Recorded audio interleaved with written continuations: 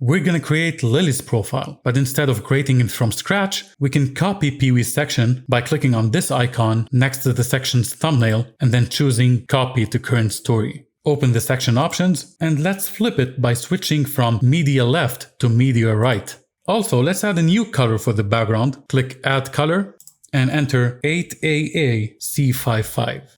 Change the title to Lily, change the description, and click here to edit the background media. I've already created 2 videos for Lily, one for wide screens and one for tall screens.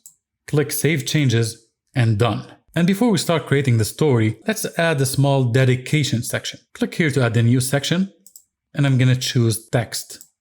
I'll highlight and delete all the text and paste in this text, which is an H4 heading, and the font is Robotos Lab. Let's also set the alignment to center. And now I can drag the edges of the colon to increase its width. If you hover the cursor over the text, you can insert a spacer on top just to add some empty space. And then you can control the size of that spacer. I'll set it to 30%. There's an empty paragraph here, so let's get rid of it.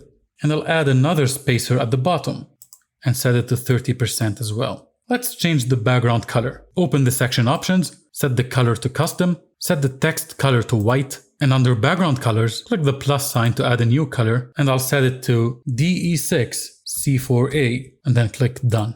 Awesome. Let's go over what we have done so far. We've created this beautiful header, Pee-wee and Lily's profiles, and this dedication section. Now we're ready to start creating the story itself.